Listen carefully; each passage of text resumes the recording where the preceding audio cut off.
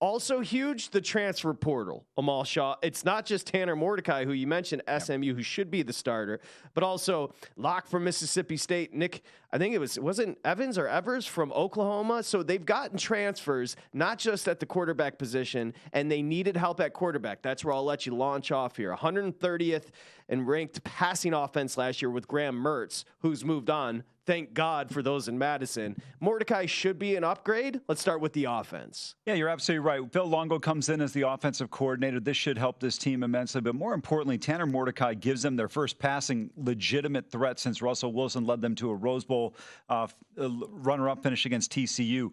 You start with him. He's the former Oklahoma SMU transfer. I think he's going to be incredibly effective. And then, of course, for my money, the best running back in college football, Braelon Allen. The junior is going to have a monster season, should easily get over 1,500 yards this year. And you look at this team, brings in C.J. Williams, the USC transfer. Will Pauling comes with Luke Fickell from Cincinnati. On the offensive line, they add Jake Renfro, who's the center, who comes in as a Cincinnati transfer as well. I think this team, who returns a combined 15 starters, are pretty effective on the offensive side of the football.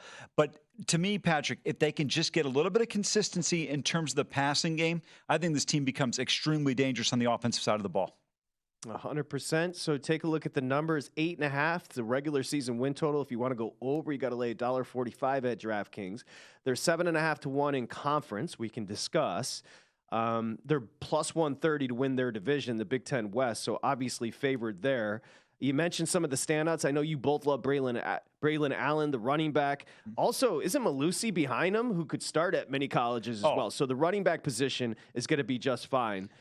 The offensive line, that's where, and again, this is what Wisconsin's known for, running the football. Let's talk offensive line, where you hit the transfer portal as well. Yeah, absolutely. I mentioned Renfro coming in from Cincinnati. That's a big benefit for them. He's going to play the center position. They do have a couple of starters back.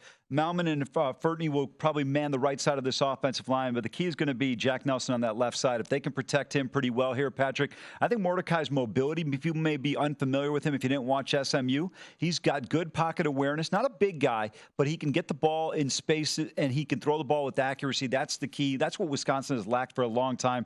I think this should help them out. You mentioned Malusi behind him. Ches is tremendous. And when you don't have Braelon Allen necessarily having to carry the mail and you've got a second running back, Wisconsin, you talked about it, offensive line and running back, since going back to Barry Alvarez in the 90s, they have produced at that position as well as anybody in college football.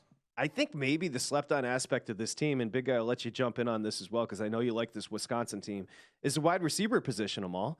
They bring back last year's top 3 targets, but then the transfer portal, Williams, USC, Pauling, Cincinnati, Green, Oklahoma State. They've got 6 legit targets for Mordecai, which is something you don't generally think of when you think Wisconsin. You're absolutely right about that. You mentioned Bell and Dyke back on this team as well. These are guys that are going to be effective in the passing game, but you mentioned the 3 transfers coming in here, and a couple of guys coming from passing schemes already at SC and Oklahoma State in terms of Williams and Green. Overall, I like where this team is headed, and I know we're going to get into them here a little bit more in terms of the schedule, but Patrick, this is a dangerous team.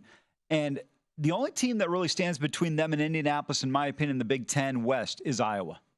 Yep, totally agree. Big Guy, listen, how quickly can it come together? New coach, new system, transfers, we get it. But you both would agree, a trip to the Big Ten championship game, that's the goal. Forget the conference for Wisconsin, Fickell year 1. They have to represent the West in the Big Ten championship game. My assumption is they do. The schedule is very manageable, Dustin. No Michigan, no Penn State. They get Ohio State at home. It's a good start. Yeah, and by the way, if they get to the Big Ten championship, I don't think it's crazy to think that they could beat Michigan. I don't know if they could beat Ohio State if McCord is putting up the gaudy numbers we expect a Buckeyes quarterback to do. But I think with the style of play Michigan plays with, I think Wisconsin, potentially based on how things come together, could absolutely upset Michigan in that game. Amal may think I'm crazy because I know he's really high on Michigan, but is that out of line? No, it's not. And I actually like your point about how they match up with Michigan better. That's correct. But the thing is, remember, Ohio State's got to go to Camp Randall. That's going to be a night game. If you've ever been to Camp Randall for a night game, I know Death Valley, we talk about all the time down at LSU, but there's few better environments in college football than up at Camp Randall. And this team's going to be dangerous, guys. I just think that, and we haven't even gotten to the defense yet, but to me, 8.5 win total, I firmly believe This, along with the Georgia bet, if you can get 11, depending on where you get the number, 11.5, this is the best season win total over bet in college football. What I like about what Dustin said about beating Michigan, because it's almost that meme with Spider-Man pointing back at one another. Michigan's going to want to run the football as well this year. We understand what Michigan is built to do this year. Think about it this way. When Wisconsin runs for 192 plus, which isn't crazy in college football, and it's not crazy for Wisconsin, the last 4 years, Amal Shah, they're 22-1. Last year, when they ran for 192 or more, they were 6-0. They were 1-6 when they didn't. Why am I bringing it up? Because if Fickle, and Fickle's smart enough, if Fickle ends up in that Big Ten championship game against Michigan, they're just going to he's going to challenge that team to be dudes and run the football. That's it. And running the football, by the way, I think gets easier this year. I know we've expected Wisconsin with always having a great offensive line like you guys talked about.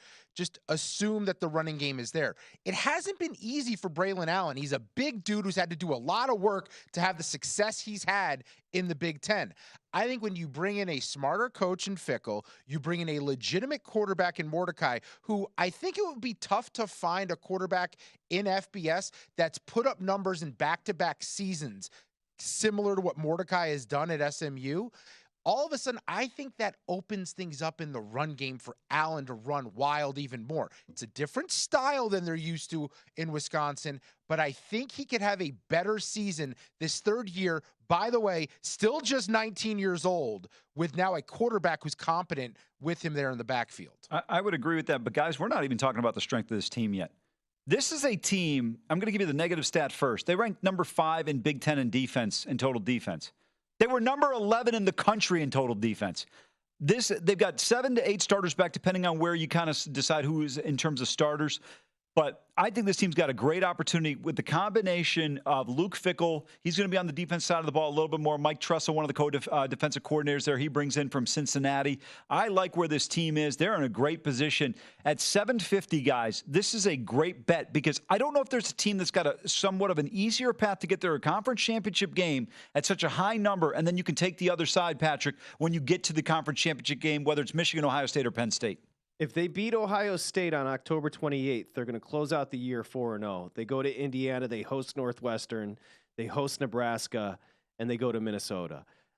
Look, so let's just go here. We all agree this is a 9-win team. We're going over the 8.5, correct? I think this is the best over bet in college football. I think I'm in love with this team. I'm in love with them. Go to VSiN.com/subscribe to become a VSiN Pro subscriber today.